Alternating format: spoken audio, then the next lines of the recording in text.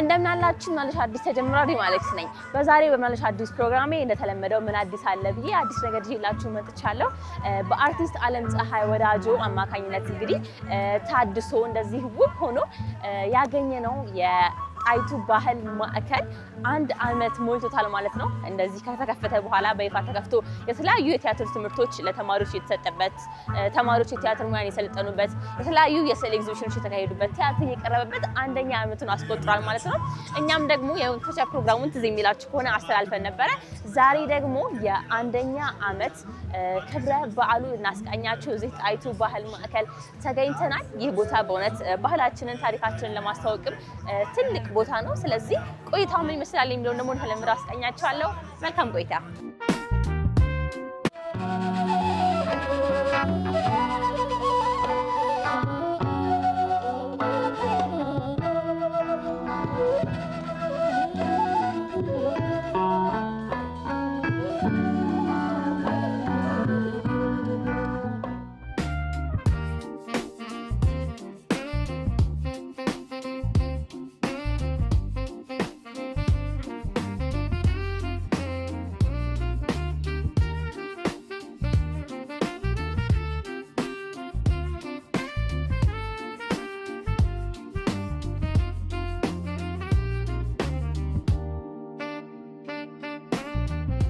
የጣይቱ ማዕከል 1ኛ ዓመቱን ዛሬ እዚህ ሲያከብር በአሜሪካን ሀገር ግን ከ25 ዓመታት በላይ በጣም እጅግ በጣም ትልቅ ልፋት ያደረገ ዘመን ያስቆጠረ ድርጅት ነው።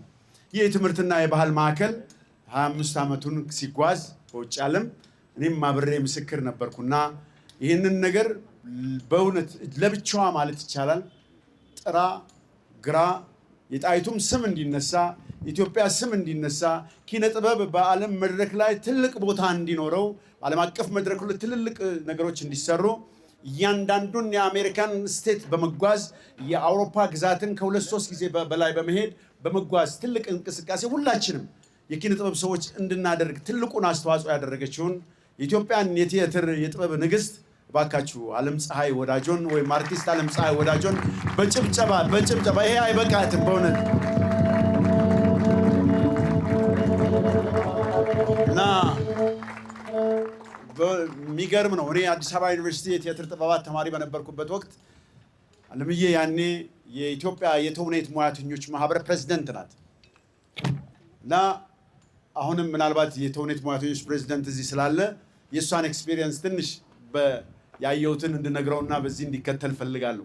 እኛ ዩኒቨርሲቲ ተማሪ በነበርንበት ወቅት እሷ የአዲስ አበባ ዩኒቨርሲቲ የኢትዮጵያ የተውኔት ሙያተኞች ማህበር ፕሬዝዳንት ነፍሱን የማረውና በቅርብ የተለየን ደግሞ ታላቁ የጥበብ ሰው አርቲስት ደበበ እሸቱ እሱ ደግሞ የአፍሪካ የተውኔት ሙያተኞች ፕሬዝዳንት ነበርና እነዚህ ሁለት ታላላቅ ሰዎች የሰሯቸው ስራዎች እጅግ በጣም ድንቅ ናቸው። በየኤምባሲው በመሄድ የካልቸራል አታሼዎችን በማነጋገር ከውጭ ግንኙነት ጋር በመፍጠር በርካታ የቲያትር ባለሙያዎች ወደ ሀገር ውስጥ እንዲመጡ በማድረግ ትላልቅ ስልጠናዎች እንዲሰጡ ተደርገዋል። ይህ ብቻ አይደለም። አለምፀሐይ እጅግ በጣም ድንቅ ተዋናይት ናት፣ ድንቅ ደራሲ ናት፣ ድንቅ ጸሐፊም ናት። እንደገና ደግሞ በቲያትር ቤቱ በብሔራዊ ቲያትር የፕሮግራምና ፕሮዳክሽን ኃላፊ ነበረች። እሷ በነበረች ጊዜ የቲያትር ቤቱን ብሔራዊ ቲያትር ብትመለከቱ ጽዳቱ እንኳን ፏዬ የሚባለው ቦታ እንደ መስታወት የሚያበራ ነበር። እጅግ በጣም በጥንቃቄ የሚሰራበት ድንቅ ትላልቅ አገራዊና ዓለም አቀፋዊ ትርኢቶች የሚታዩበት ስፍራ ነበር። የወርቃማው ዘመን ነበርና በቲያትር መድረኩ ላይ እጅግ በጣም በጥሩ ሁኔታ ተጫውታለች።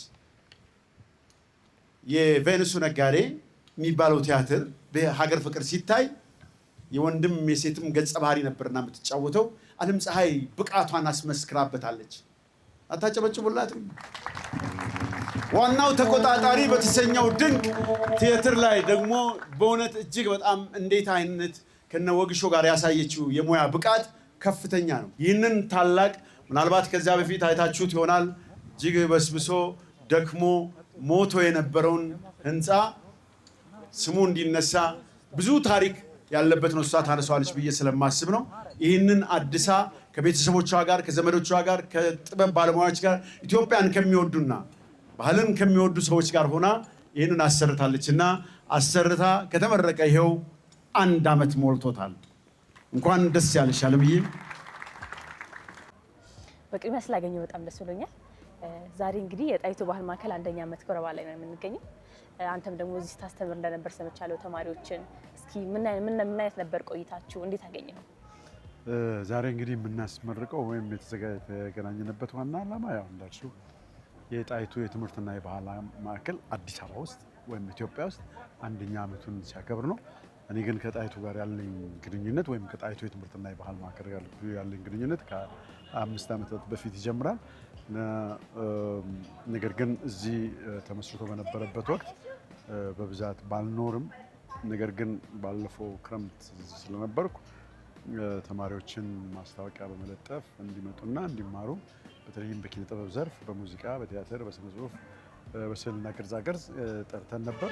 አብዛኞቹ የመጡት የቲያትር ባለሙያዎች ስለነበሩ እነሱን ለ2 ወር ተኩል ያህል አስተምረንም አስመረቀናቸው። እስኪ የተማሪዎችን ምላሽ ደግሞ እንዴት አገኘኸው? የቲያትር ያላቸውን ቦታ ተለወጡ ታስባለህ? በምን አይነት መልኩ ውስጥ ተሻሽለዋል? እኔ ካለኝ ልምድ ያው በፊት ጀምሮም ዛሬ በኢትዮጵያ ላይ ከፍተኛ አስተዋጽኦ ያደረጉ የቲያትር፣ የፊልም፣ በጋዜጠኝነት ሙያ፣ በድርሰት፣ በስነ ጽሁፍ በርካታዎችን ከ400 በላይ የሚሆኑ ባለሙያዎችን አስተምሬያለሁ። ከወጣቶች ጋር ያለኝ ግንኙነት እጅግ በጣም ድንቅ ነው። ስለዚህ ወደ አሜሪካ ነገር ወደዚህ ከመጣ በኋላ ክቡር ዶክተር ተስፋዬ አበበ ክበብ በመሄድ አስተምሬ ካስመረቁ በኋላ ይሄኛው ማዕከል ሲከፈት ደግሞ ወጣቶችን ስራ ያላቸውም እንደገና ደግሞ ተማሪዎች የሆኑትም ከትምህርት ሰዓት ውጪ በማስተማር የአማተር ባለሙያዎችን ማፍራት፣ ምክንያቱም ፍላጎት አላቸው፣ በጣም ለመስራት ይሞክራሉ። ነገር ግን የሙያውን ክህሎት ለማግኘት እንዲችሉ እኔ በትምህርትና በህይወት ልምድ ያገኘሁትን በሀገር ውስጥ በውጭ ያገኘሁትን ልምድ ለእነሱ ለማካበት ለማስተማር ብዙ ጥረት አድርጌያለሁ። በእርግጥ የጊዜ ጥረት አለ። የክረምት ኮርስ ብቻ ነው። እንደገና ደግሞ ወጣቶቹ ፍላጎት አላቸው፣ ግን ከዛ አንጻር መጥተው ዲስፕሊን ሆነው፣ ምክንያቱም ለአንድ ኪነ ጥበብ ባለሙያ የተፈጥሮ ችሎታ፣ የዕለት በዕለት ስራ፣ እንደገና ደግሞ የሙያው ዲስፕሊን፣ ከዛ ሌላ ደግሞ ትዕግስት ያስፈልገዋል እና ይሄ ደግሞ ማስተማር እንደዚህ አይነት ወርክሾፕ አጫጭር እስከ ፒኤችዲ እስከ ዶክትሬት ዲግሪ መስራት በሙያው ላይ እጅግ በጣም ያስፈልጋል እና እነዚህ ልጆች መጥተው የ2 ወር ተኩል ስልጠና ሲወስዱ እንደ አንድ ጀማሪ የሙያውን አንድ እርምጃ ለመራመድ ሙከራ ተደርጓል። ቅድም እንዳየነው ልጆቹ በርግጥ ከዛ በኋላ እዚሁ መቀጠል ነበረበት እና አሁን ሀሳባችን የበጋውን ኮርስ በመስጠት እዚሁ እየቀጠለ ሀብ እንዲሆን የቲያትር ቤቶች የሚፈለጉ ባለሙያዎች ከዚሁ በተግባር የተፈተኑትን ማምረትና በየአካባቢያቸው አሁን በሚሰሩ አንፊ ቲያትሮች ላይ ሊሰሩ የሚችሉ ባለሙያዎችን ማትረፍ እንችላለን እና ጥሩ ስሜት ነበራቸው፣ ጥሩ ፍላጎት ነበራቸው። ሁሉም ጀምረው ሁሉም ጨርሰዋል። አዎ እንግዲህ ከዚህ ሁላ ነገር ጀርባ ደግሞ ካሉ ሰዎች መካከል ዋነኛዋ አርቲስት አለምፀሐይ ወዳጆ ናት እና ለእሷ እንደውን መልእክት አለ? 1ኛ ዓመትም ስለሞላሁ። አለምዬ በጣም እጅግ በጣም ከበፊት ጀምሮ ከትምህርት ቤት ዩኒቨርሲቲ ከነበርኩበት ጊዜ ጀምሮ ነው የማውቀው። የተውኔት ሙያተኞች ማህበር ፕሬዚደንት ነበረች። እዚህ ኢትዮጵያ በነበረችበት ወቅት በርካታ ስራዎችን ሰርታለች። ድንቅ ተዋናይት ናት። በርካታ ቲያትሮችን አዘጋጅታለች፣ በላይ ዘለቀን የመሳሰሉ። ከዚያ ባሻገር እንደገና ደራሲም ነች። እዚህ በነበረችበት ወቅት ለጥበቡ መዳበር ትልቅ አስተዋጽኦ ከፍላለች። ከዛ ወደ ውጭ ሀገር በኖረችባቸው ጊዜያቶችም አብረን ሆነን ደግሞ በጣይቱ የትምህርትና የባህል ማዕከል ዓለምን የመዞር እድል ገጥሞናል። ቲያትሮችን በእያንዳንዱ ስቴት አሳይተናል። አውሮፓ ሄደናል ከ2-3 ጊዜ በላይ ህዝባችንን እኛም ተጉዘን ሙያ ጥማታችንን ተወጥተናል። እንደገና ደግሞ ህዝቡንም እዚህ ደግሞ አልፎ ተርፎ በመምጣት ይህንን ታሪካዊ ቦታ በማግኘት እዚሁ አጤ ምኒልክ ሐውልት አጠገብ ጊዮርጊስ ቤተክርስቲያን አጠገብ ትልቁ መሀል አራዳ ላይ ምክንያቱም አዲስ አበባን አዲስ አበባ ብላ የሰየመችው እቴጌ ጣይቱ ናት እና በመሀል ከተማ በእምብርቱ ቦታ ላይ የእሷ ማዕከል መኖሩ እጅግ በጣም ትልቅ ነው። ይህን ለማድረግ ደግሞ ብዙ እስከ ህይወት መስዋዕትነት የተከፈለበት ነው። ቀላል ነገር አይደለም። ብዙ ችግሮችን ብዙ መከራዎችን አልፋ ለዚህ የደረሰችው እና ይኸው ካስመረቀች በኋላ ደግሞ ዓመት ሞልቷታል። በዓመት ጊዜ ውስጥ ደግሞ በርካታ ስራዎች ተሰርተዋል። አለምዬ በእውነት ይህን ነገር በመስራትሽ ሀገር ትወድሻለች፣ ኢትዮጵያ ትወድሻለች። በእውነት እኛም ባለሙያዎቹን እናከብርሻለን። እንኳን ለ1ኛ ዓመት በዓል በሰላም አደረሰሽ። እናንተም እንግዲህ እንኳን አደረሳችሁ ማለት ፈልጋለሁ። አመሰግናለሁ። ሰይጣን ከባብ ተዋሃደ፣ ከጸበለስም ተዋሃደ። ሔዋን ሆድ ገባ፣ ከሆዷም ተዋሃደ፣ ለልጆቿም ተረፈ።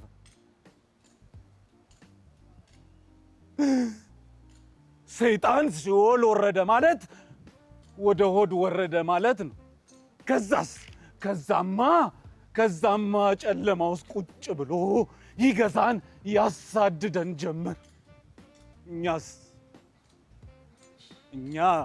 እኛ ቀኑ ሙሉ ስንሰራ፣ ስንለፋ፣ ስናስመስል፣ ስንዋሽ ለምን?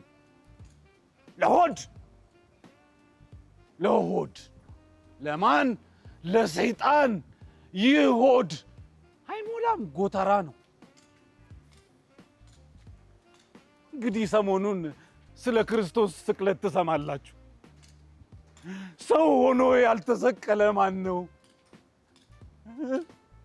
በልጆቹ እንባ ያልተቸነከረ ማን ነው?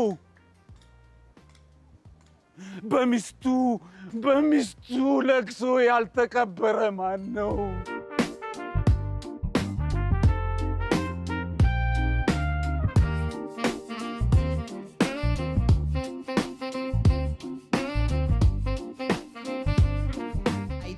የባህልና የትምህርት ማዕከል በአዲስ አበባ የተመረቀበትን ዓመታዊ በዓል አብራችሁን ለማክበር ስለተገኛችሁ ከልብ አመሰግናለሁ። ማዕከላችን በስደት ዓለም ላለፉት 25 ዓመታት በኢትዮጵያ ታሪክ፣ ባህልና ቋንቋ ላይ ከፍተኛ አስተዋጽኦ ሲያደርግ የቆየ ማዕከል ነው። በአዲስ አበባ ይህንን ተቋም ስራውን ከጀመረ እነሆ 1 ዓመት መሙላቱን በአስተዋዋቂው እንደተረዳችሁት ሰምቻለሁ። ባለፉት 25 ዓመታት በሰሜን አሜሪካ፣ በአውሮፓ፣ በካናዳ፣ በአውስትራሊያ ጥበብን በጥራት በማቅረብና ኢትዮጵያውያንን ከታሪክና ከባህላቸው እንዳይነጠሉ ሲያገለግል የቆየው ይህ ተቋም በዚህ በያዝነው ዓመት ከአፍሪካ ቻምበር ኦፍ ኮሜርስ ከተገኘው ሽልማት ጋር 67 ታላላቅ የመንግስትና የባለስልጣን ሽልማቶችን የተቀበለ ማዕከላችን ስለሆነ ስናነሳው በኩራት ነው። ዛሬ ለኔ ደግሞ በግሌ ይህን በዓል ልዩ የሚያደርግልኝ ልጆቼ ለመጀመሪያ ጊዜ በዚህ በማዕከል ዓመታዊ በዓል ላይ ከአሜሪካን ሀገር መጥተው ከጎኔ ስለተሳተፉ ብዙ በፍቅር መበድላቸውን ልጆቼም ይቅርታ መጠየቂያ መድረኬ ነውና አመሰግናለሁ። ይቅርታ እጠይቃለሁ። በቅድሚያ ለምዬ እንኳን ደስ ያለሽ። እንኳን አብሮ ደስ አለኝ። እንግዲህ ሲከፈት አብረን ነበር የከፈትነው። ታዲያስ እኔ እኮ ገረመኝ እኮ። እንዴት አገኘሽው? እስኪ የመጣችበት ጉዞ ደግሞ ከተከፈተ በኋላ ከእንደ አዲስ ታድሰው ምን አይነት ስራዎች ተሰሩ? ብዙ አለቃችሁ? አይ ብዙ ናቸው የተሰሩት። ቅድም በንግግሬ ላይ ለመጥቀስ እንደሞከርኩት በተለይ ለወጣቱ ባህልን በሚመለከት፣ ጥበብን በሚመለከት፣ ታሪክን በሚመለከት ማሰልጠን ተደርጎበታል። በገና፣ በስዕል፣ በትወና ተማሪዎች ወደ 29 ተማሪዎች አስመርቀናል። ሳሊዎች ደግሞ በቃ ስዕላቸውን የሚያቀርቡበት ስላገኙ ደስ ብሏቸው 4 ትልልቅ አውደ ርዕዮችን አዘጋጅተናል። 2 ትልልቅ ባዛሮች አካሂደናል። የጸሐፊያን የፊልም ባለሙያዎች መድረኩን እየተሰጣቸው እዚህ ቦታ ላይ እየተገኙ ስራዎቻቸውን እንዲያቀርቡ ረድተናል እና ገና ብዙ ይጠበቅ ቢሆንም በዚች በ1 ዓመት ውስጥ ግን ከቢሮ ማደራጀት ጀምሮ ብዙ ሰፊ ስራዎችን ሰርተናል። እውነት ነው። እስቲ ከዚህ በኋላ ደግሞ ከኪነ ጥበብ ጋር ተያይዞ መማር ለሚፈልጉ እዚህ መቀላቀል ለሚፈልጉ ደግሞ ምን አይነት ነገሮችን ለማዘጋጀት አስባችኋል ከዚህ በኋላስ? አዎ አንደኛ እስካሁን የሰጠነው 3 የሙያ ዘርፍ ነው። እኛ ግን ስንነሳ ዓላማችን ከ7 በላይ የተለያዩ የሙያ ዘርፎችን ስለሆነ የምናስጠናው ወይም የምናሰለጥነው እግዚአብሔር ፈቃድ ይሁን እንጂ የዚህኛው ዓመት ደግሞ እንዲያውም በየወሩ ግጥም የሚቀርብበት፣ ቲያትሮች የሚታዩበት፣ ስልጠናውም ደግሞ በሰፊው የሚካሄድበት ነው የሚሆነው። እሱን ነው እንግዲህ በተስፋ የምንጠብቀው። አው እዚህ ደግሞ የተለያዩ ተማሪዎች እንዳሉ ሰምቻለሁና እንደው አንቺም ለጣቸውን ተመልክተሻል። እንዴት አግኝሻቸው? እስኪ ከቲያትሩ ጋር ስትመለከቻቸው እንዴት ነበረ? የአጭር ጊዜ በመሆኑ በጣም እንትን ማለት አልችልም፣ ግን ከተሰጣቸው የአጭር ጊዜ ስልጠና በላይ ይኸው ዛሬ ህዝብ ሽታ ይተሻቸዋል። እነዚህ በሙሉ እዚህ ስልጠና የተመረቁት ናቸው። የጋሽ ስብሐትን ድርሰት፣ የጋሽ ጸጋዬን ድርሰት፣ የሌሎችንም የጌትነትን እነሱን ነው የተጫወቱት። በሚደንቅ ሁኔታ በአጭር ጊዜ ተሰጥቷቸው ግን ሰፊ ጊዜ የተማሩ ነው የሚመስሉት። የእነሱን ክፍል 2 ስልጠናው ይቀጥላል። የሰመር የክረምት እንዲያልን የበጋ እያልን እያከፋፈልን ስለሆነ እንደገና ተጨማሪ ስልጠናም አላቸው።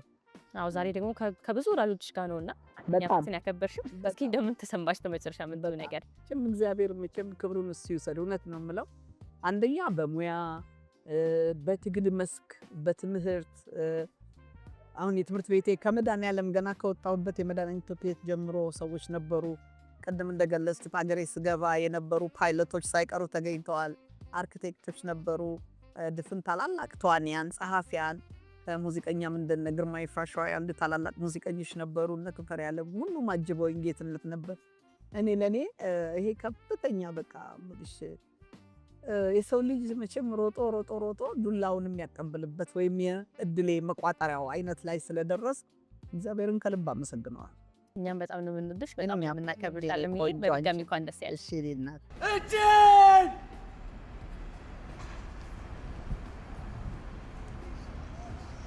ስንት ጀግና እንደ ቆሎ በፍኝ ይዞ የኖረውን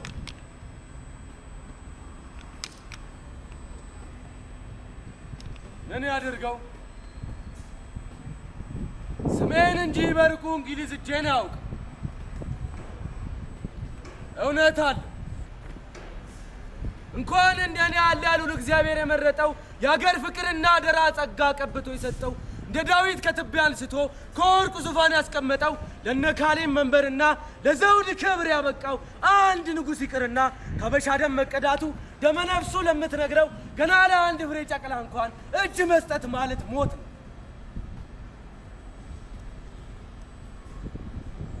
አየሽልኝ ኢትዮጵያ ጉዴን ጉድሽን ሰማሽልኝ። ይሄ ጊዜ የሰጠው ቅል እጅህን ስጥ እኮ ነው የሚለው። በይ እስቲ አንቺ ፍረጂኝ፣ በይ እስቲ አንቺ መስክሪብኝ። ነፍስ ካወቅኩ ጀምሮ ከአንቺ ማዕፀን ተፈልቅቄ ለአንቺ ክብር መኖሩን እንጂ ዝና ስምሽን ጠብቄ ያደራ ቃልሽን በትኖማ እጅ መስጠት የታውቂ አገሬ ዛሬም እመኝ አሁንም ቃልሽን ጨብጫለሁ።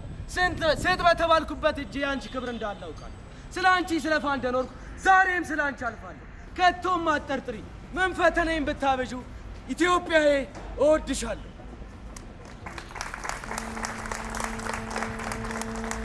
ፈዳችሁ ክብርት አርቲስት ዓለምፀሐይ ወዳጆ የምንወድሽ እዚህ የተገኛችሁ የመንግስት አመራሮች፣ እዚህ የተገኛችሁ አርቲስቶች፣ ደራሲያን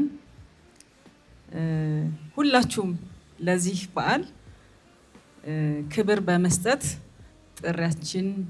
ጥሪያቸውን አክብራችሁ ስለተገኛችሁ እንኳን ደህና መጣችሁ፣ እንኳን ተገናኘን። ከሁሉም በላይ ግን እንኳን አደረሰን ለማለት እወዳለሁ።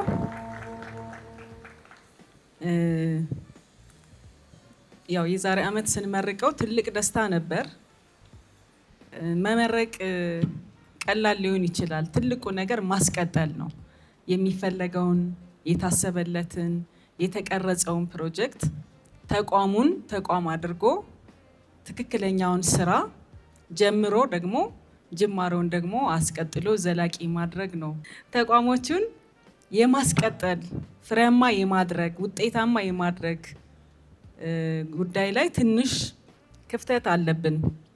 እዚህ ላይ ግን እኔ ከምረቃው በላይ ዛሬ በጣም ያስደሰተኝ ነገር ተቋሙ ከተመረቀ በኋላ መስራት ያለበትን ያሰበውን በተለይም ደግሞ ከከተማ አስተዳደሩ ከቢሮአችን ይሄን ለመስራት ነው የምፈልገው፣ ለዚህ ጉዳይ ነው የምትሰጡኝ ብሎ በጠየቀው መሰረት ከኛ የወሰዱትን ዕዳ ተልኮ ከምንጠብቀው በላይ ፈጽመው ስላገኘናቸው ሁላችንም እንኳን ደስ ያለን።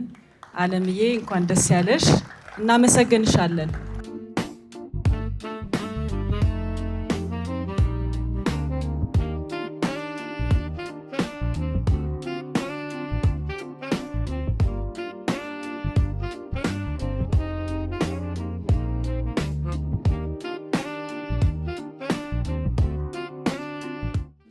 እንኳን ደስ ያለሽ፣ እኛም እንኳን አደረሰን።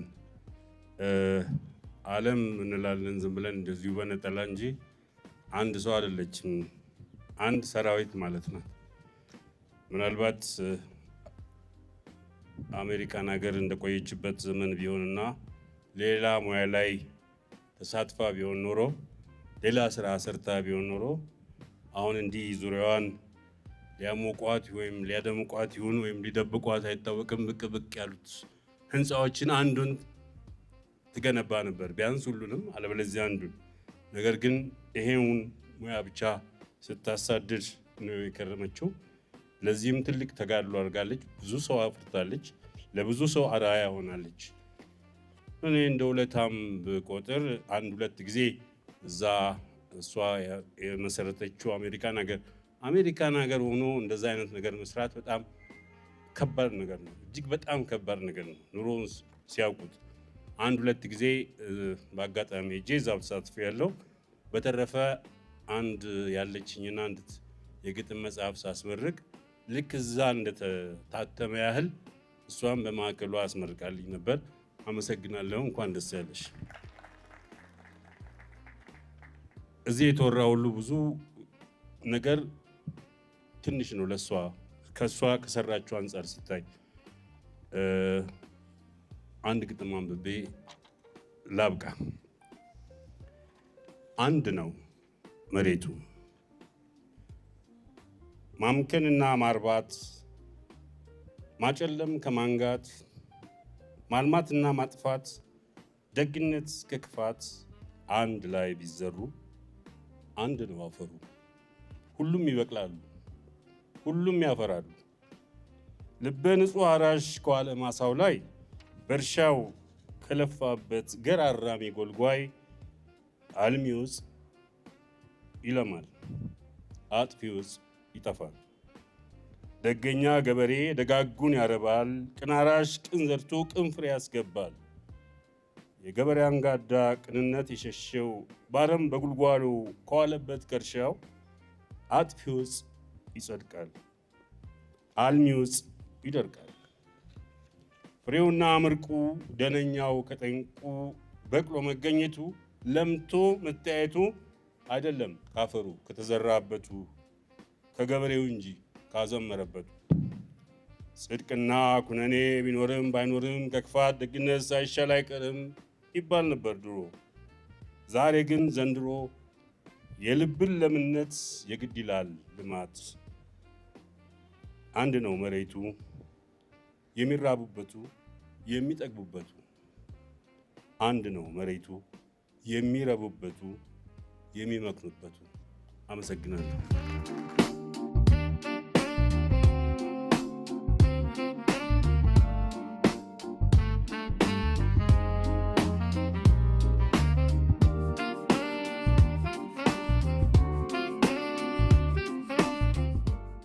ተመልካቾቻችን የዛሬ የመለሽ አዲስ ፕሮግራማችን የታትላችን ይመስል ነበረ። ከዝማሬው ጀምሮ እንግዲህ አብረን ያስከፈት ነው የጣይቱ የትምህርትና የባህል ማዕከል በዛሬው ዕለት ደግሞ አንደኛ ዓመቱን አስቆጥሯል። በዚህም ላይ ደግሞ ምን ይመስል ነበረ፣ ክብረ በዓሉ ምን ይመስል ነበረ የሚለውን አስቃኝተን ወደ እናንተ አስተላልፈናል። እስካሁን ድረስ ከታተልን ስለነበረ እጅግ አድርጌ አመሰግናለሁ። ቀጣይ ሳምንት በሌላ አዲስ ነገር እስከምንገናኝ ደግሞ ቻው ቻው።